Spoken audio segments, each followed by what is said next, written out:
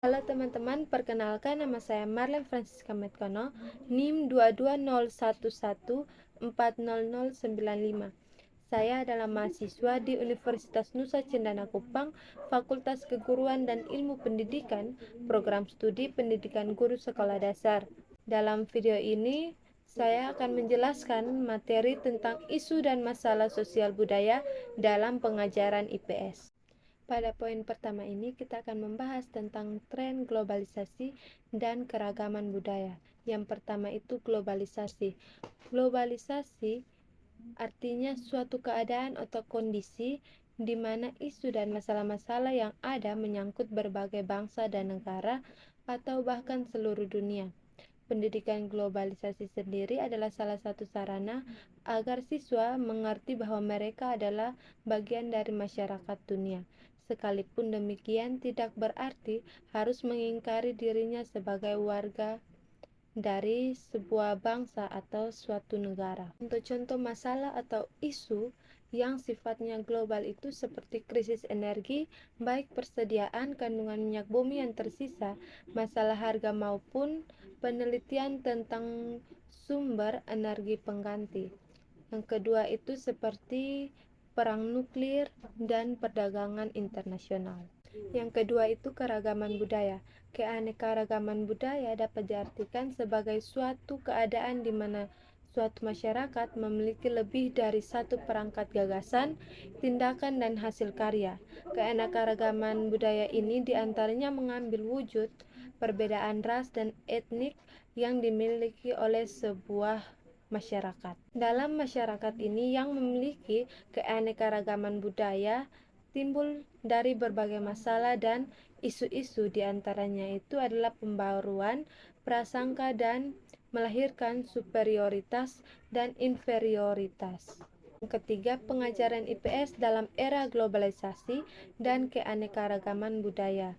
Fungsi pengajaran IPS antara lain itu membantu para siswa untuk mengembangkan kemampuan pemahaman terhadap diri pribadinya, menolong mereka untuk mampu mengetahui dan menghargai masyarakat global dengan keanekaragaman budayanya, memperkenalkan prosesialisasi, memberikan pengertian tentang pentingnya mempertimbangkan masa lampau dan masa kini dalam mengambil keputusan untuk masa yang akan datang dan berpartisipasi dalam aktivitas di masyarakat. Yang kedua itu masalah-masalah lingkungan dan pendidikan lingkungan dalam pembelajaran IPS SD.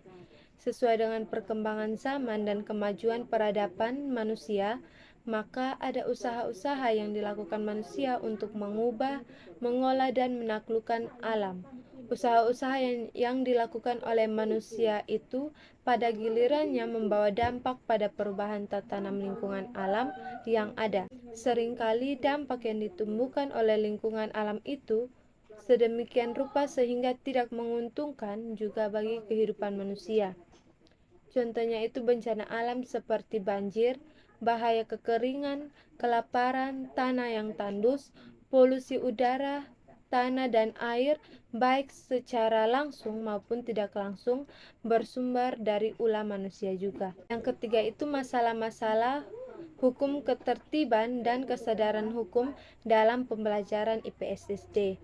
Di dalam menanamkan dan mendistribusikan nilai-nilai yang terkandung dalam aspek-aspek hukum diperlukan suatu sarana atau cara yang efektif. Salah satunya itu ialah melalui pengintegrasian aspek-aspek hukum dengan bidang IPS. Penggabungan kedua aspek ini akan memberikan kontribusi yang besar terhadap pembentukan masyarakat warga negara yang baik, karena pada hakikatnya IPS bertujuan untuk membentuk warga negara yang baik melalui pemahaman terhadap pengetahuan dan kemampuannya di dalam berinteraksi secara positif dan aktif dalam lingkungannya. Keempat ini ada masalah-masalah kesadaran hukum dan pendidikan kesadaran hukum warga negara dalam pembelajaran IPS SD. Yang pertama, masalah-masalah kesadaran hukum. Dengan adanya hukum yang mengikat, bagi setiap anggota masyarakat harus memiliki kesadaran hukum. Kesadaran hukum ini yang dimaksud adalah warga mengetahui mana yang boleh dilakukan dan mana yang tidak boleh dilakukan menurut dasar hukum yang telah digariskan. Selain itu, kesadaran dapat pula menimbulkan pemahaman individu antara hak dan kewajiban yang dimiliki oleh individu tersebut. Hukum memiliki fungsi-fungsi. Yang pertama itu penertiban atau penataan masyarakat dan pengaturan pergaulan hidup. B. Penyelesaian pertikaian.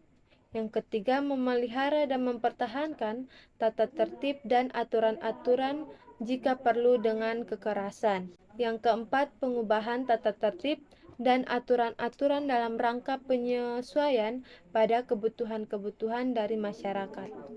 Yang kelima itu pengaturan tentang perubahan hukum harus mewujudkan fungsi-fungsi tersebut di atas agar masyarakat dapat memenuhi tuntutan keadilan, hasil guna, dan kepastian hukum. Kedua itu keterkaitan pendidikan IPS dengan masalah-masalah kesadaran hukum dan pendidikan kesadaran hukum negara.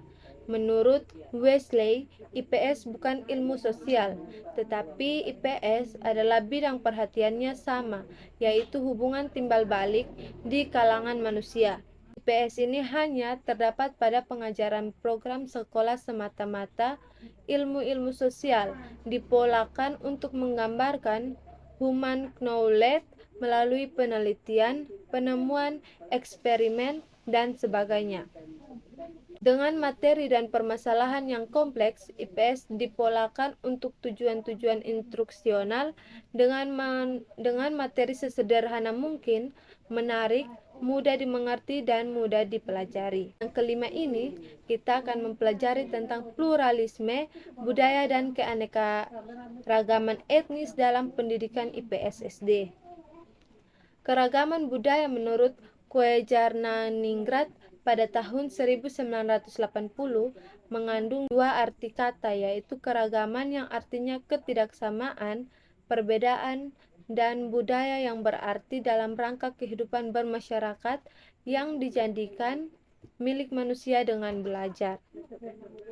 Dengan demikian, keanekaragaman budaya dapat diartikan sebagai suatu keadaan di mana satu masyarakat memiliki lebih dari satu perangkat, gagasan, tindakan, dan hasil karya. Keanekaragaman budaya bisa diperkenalkan sejak usia sekolah dasar di Indonesia.